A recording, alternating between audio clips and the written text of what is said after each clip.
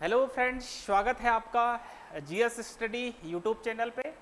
तो आप लोग सभी अच्छे होंगे और आपकी पढ़ाई अच्छी चल रही होगी। तो आज हम एक नया टॉपिक यहाँ पे लेके आए हैं जो उत्तराखंड के करंट अफेयर से संबंधित यहाँ पर है ना। तो चलो हम शुरू करते हैं। उत्तराखंड की जो समसामयिकी है, तो इसमें कुछ महत्वपूर्ण जो समसामयिकी या करंट अफेयर्स हैं उसके बारे में हम यहाँ पे डिस्कस करेंगे। तो पहला है यहाँ पे ज्योतिर्मठ में जो प्रथम कम्युनिटी रेडियो स्टेशन का यहाँ पे शुरू किया गया है, तो इसका नाम है क्या? आईबेक्स तराना के नाम से यह है, जो प्रथम कम्युनिटी रेडियो स्टेशन के रूप में यहाँ पे शुरू हुआ है। तो अभी हाल ही में जो सेना प्रमुख हैं उनके द्वारा यहाँ पर इसका उद्घाटन किया गया है जोशीमठ के जो आर्मी स्टेशन है वहीं पर कम्युनिटी रेडियो स्टेशन का। ठीक है। दूसरा है यहाँ पे ऑपरेशन लगाम। तो एक महत्वपूर्ण यहाँ पर है ये क्वेश्चन। तो ये ऑपरेशन लगाम है क्या? तो उत्तराखंड पुलिस के द्वारा यहाँ पे संचालित किया गया है। जो पर्यटक यहाँ पे आ रहे हैं तो उन पर्यटकों के लिए एक चेकिंग अभियान है। यहाँ पर जो उनकी अलग अलग जो अव्यवस्थाएं वगैरह फैलाते हैं, तो उस अव्यवस्था पर वहाँ पे कंट्रोल करने के लिए एक चेकिंग अभियान यहाँ पर उत्तराखंड पुलिस के द्वारा यहाँ पे संचालित किया गया है। तो इसका नाम है ऑपरेशन लगाम। ठीक है। अगला है यहाँ पे राष्ट्रपति द्रौपदी मुर्मू ने नैनीताल राजभवन के 125 वर्ष पूर्ण होने पर एक डाक टिकट यहाँ पे जारी किया है। तो यहाँ पर जो नैनीताल राजभवन है, यानी कि जो अभी वर्तमान का नैनीताल हाई कोर्ट है, तो वो जो स्थापित हो गया था या जो शुरू हुआ था बनना, तो 27 अप्रैल 1897 में यानी कि उसकी शुरुआत होती है बनने की। और जो नैनीताल हाई कोर्ट है वो बन के तैयार हो जाता है 1900 ईस्वी में, यानी कि उस समय ये राजभवन के रूप में वहाँ पे था। तो 1900 में वो बन के तैयार हो जाता है और उसके जो 125 वर्ष पूर्ण होंगे, तो वह 125 वर्ष जो पूर्ण हुए हैं, तो यानी कि वो अभी 2025 में 125 वर्ष पूर्ण होने पर राष्ट्रपति द्रौपदी मुर्मू के द्वारा एक डाक टिकट यहाँ पे जारी किया गया नैनीताल राजभवन के उस पर। ठीक है। अगला क्वेश्चन है यहाँ पे मध्य क्षेत्रीय परिषद की बैठक अभी हुई है हाल ही में। तो ये मध्य क्षेत्रीय परिषद की जो बैठक हुई है, तो ये वाराणसी में हुई है। वाराणसी यानी कि यूपी में ये बैठक हुई है। और इस बैठक में यानी कि इस मध्य क्षेत्रीय परिषद में उत्तराखंड भी शामिल है। यानी कि इसमें अगर हम देखें तो टोटल इसमें कितने राज्य आ जाएंगे इसमें, तो 4 यहाँ पे राज्य है। तो यूपी, उत्तर प्रदेश हो गया, उत्तराखंड हो गया, मध्य प्रदेश हो गया और छत्तीसगढ़। तो ये सभी के सभी राज्य किसमें है? मध्य क्षेत्रीय परिषद के अंतर्गत यहाँ पे सम्मिलित हैं। और इसमें यानी कि उत्तराखंड से अगर हम देखें, उत्तराखंड से क्षेत्रीय परिषद में कौन सम्मिलित हुए, तो यहाँ पर जो सीएम है, मुख्यमंत्री है, तो वो यहाँ पर इस बैठक में सम्मिलित हुए हैं। और इस जो क्षेत्रीय परिषद होती है जिसे रीजनल काउंसिल कहा जाता है, तो इन क्षेत्रीय परिषदों का जो की अध्यक्षता जो करते हैं, तो वो करते हैं कौन? केंद्र के जो गृह मंत्री हैं, होम मिनिस्टर हैं, तो वही इसमें इसकी अध्यक्षता करते हैं।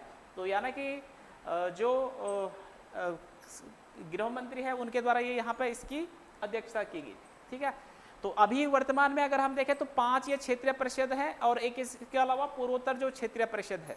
तो सभी क्षेत्रीय परिषद जितनी भी होती है, तो इनकी अध्यक्षता यानी कि गृह मंत्री यानी कि अमित शाह वर्तमान में है, तो उनके द्वारा ही इसकी अध्यक्षता की जाती है।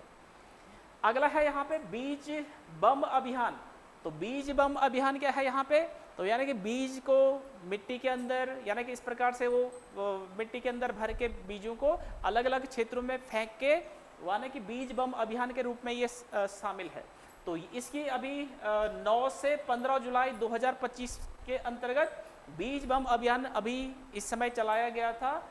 तो इसके जो प्रणेता हैं या जनक के रूप में अगर हम देखें, बीज बम अभियान ये शुरू किया था, तो ये किया था किसके द्वारा? द्वारिका प्रसाद सेमवाल के द्वारा ये शुरू किया जाता है बीज बम अभियान का जो कॉन्सेप्ट है। और ये कब शुरू किया जाता है? तो 2017 में इनके द्वारा ये बीज बम अभियान की शुरुआत यहाँ पे की जाती है। तो एक तो बीज बम अभियान है और एक आपने सुना होगा बीज बचाओ आंदोलन, बीज बचाओ, बीज बचाओ आंदोलन। तो इसके प्रणेता कौन है? तो ये है विजय जड़धारी, विजय जड़धारी। तो ये दूसरी चीज है विजय जड़धारी। तो इनके द्वारा यानी कि 1986 में यानी कि इसकी शुरुआत की जाती है बीज बचाओ आंदोलन। तो ये विजय जड़धारी है और यहाँ पर बीज बम जो अभियान है तो इसके प्रणेता हो जाएंगे कौन? द्वारिका प्रसाद सेमवाल। ठीक है, अगला देखते हैं इसमें अभी मई जून में उत्तराखंड सरकार ने एक जो योजना, यहाँ पर दो प्रकार की जो योजनाएं चल रही थी तो उन दोनों को आपस में मर्ज करके यानी कि मुख्यमंत्री स्वरोजगार योजना 2 यहाँ पे लॉन्च की है।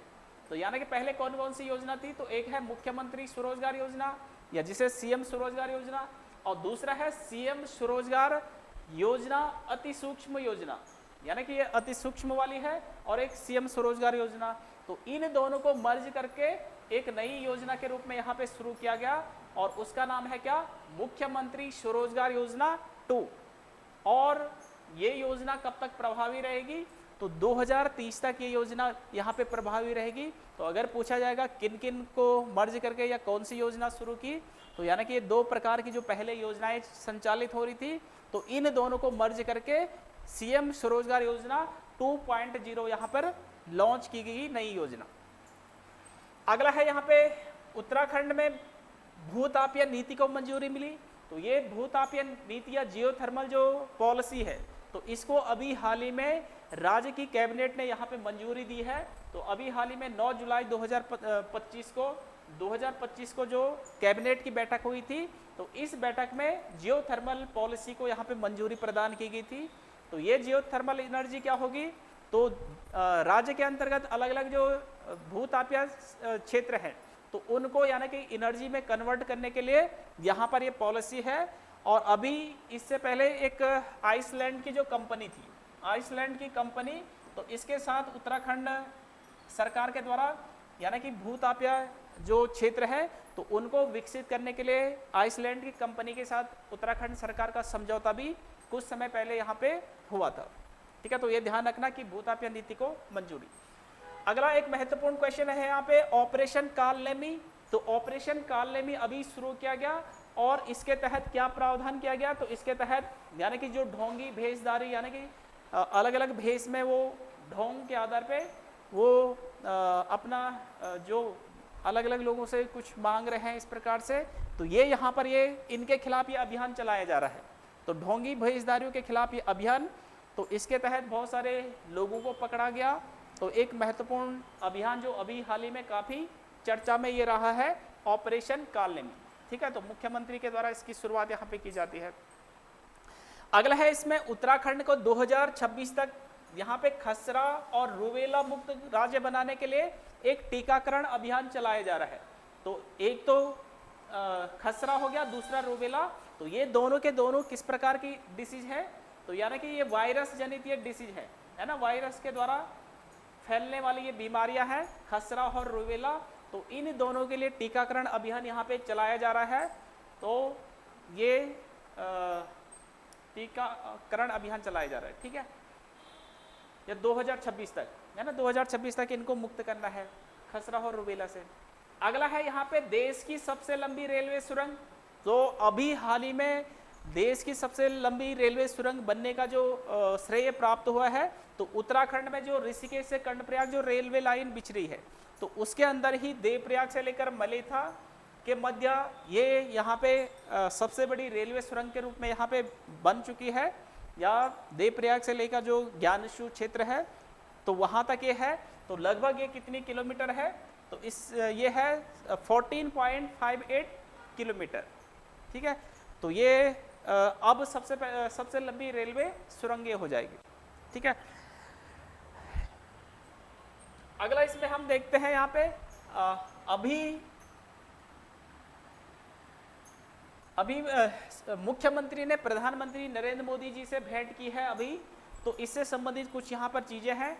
एक तो यहाँ पर मुख्य रूप से इन्होंने जो भेंट की है तो 2026 में जो होने वाला है नंदा राजजात यात्रा, तो एक तो इसके लिए राजजात, तो इसके लिए यहाँ पे प्रधानमंत्री से मिले हैं। इसके अलावा 2027 में जो आगे चलकर कुंभ होगा तो कुंभ के लिए भी, तो इसके लिए यहाँ पे प्रधानमंत्री मोदी जी से मिले हैं। तो यहाँ पर ये प्रधानमंत्री से जब मिले हैं तो कुछ चीज़ें इन्होंने प्रधानमंत्री को भेंट की हैं। तो उसमें जैसे सबसे पहला आया है इसमें कनार घी।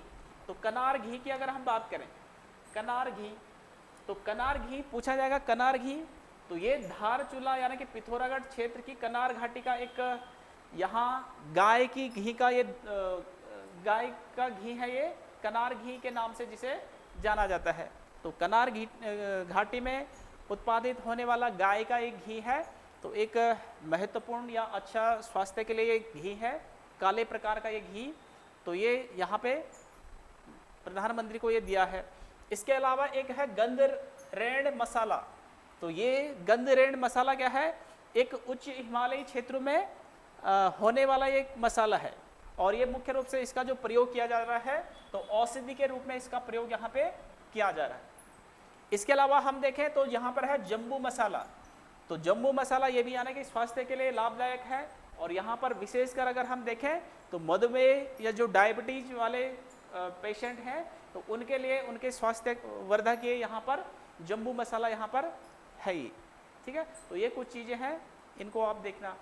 इसके अलावा अभी हाल ही में एक रिपोर्ट आई है स्वच्छता रैंकिंग 2024 वाली, तो इस स्वच्छता रैंकिंग 2024 की अगर हम बात करें तो स्वच्छता रैंकिंग 2024 में राज्य में जो प्रथम स्थान जो प्राप्त हुआ है उत्तराखंड के अंतर्गत प्रथम स्थान, तो वो मिला है किसको, लाल कुआं को प्रथम स्थान यहाँ पे मिला है। दूसरे स्थान पे अगर हम देखें तो दूसरे स्थान पे यहाँ पे है रुद्रपुर, उधम सिंह नगर, और तीसरे स्थान पे है मसूरी। तो ये राज्य के अंतर्गत ये तीन प्रथम रैंकिंग में, स्वच्छता रैंकिंग में ये तीन क्षेत्र हैं। वहीं पर अगर लाल कुआं की बात करें तो लाल कुआं को राष्ट्रीय स्तर पर जो स्थान प्राप्त हुआ है, तो राष्ट्रीय स्तर पे 54वां 54वां स्थान प्राप्त हुआ है, और राज्य स्तर पे प्रथम स्थान प्राप्त हुआ है, ठीक है। तो ये अभी हाल ही में ये रिपोर्ट आई है। इसके अलावा अगर हम छावनियों में देखें, यानी कि जो कैंट वाले क्षेत्र होते हैं उन छावनियों में, अगर जैसे उत्तराखंड में 9 छावनियां क्षेत्र हैं, तो छावनियों में अगर उत्तराखंड की बात करें तो उत्तराखंड के 9 छावनियों में जो प्रथम स्थान प्राप्त हुआ है तो वो लैंसीडाउन छावनी को यहाँ पे प्राप्त हुआ है। और वहीं पर राष्ट्रीय स्तर की बात करें, राष्ट्रीय स्तर पर लैंसीडाउन छावनी को जो प्राप्त हुआ है स्थान, तो वो 17वां स्थान यहाँ पे प्राप्त हुआ है, ठीक है। इसके अलावा हम देहरादून की बात करें तो देहरादून राज्य में 13वें स्थान पे है। अगर उत्तराखंड में हम देखें राज्य के अंतर्गत तो देहरादून का स्थान स्वच्छता रैंकिंग में 13वें स्थान पर है, और पूरे राष्ट्रीय स्तर पर देखें तो राष्ट्रीय स्तर पे 62वीं रैंक यहाँ पे देहरादून की है, ठीक है। तो ये आज के कुछ महत्वपूर्ण करंट अफेयर्स यहाँ पे थे उत्तराखंड से संबंधित, राज्य स्तरीय जो आपके एग्जाम होते हैं उनके लिए महत्वपूर्ण करंट अफेयर्स है। और अगले फिर हम फिर से नई वीडियो लेके आएंगे, तो तब तक के लिए ठीक है।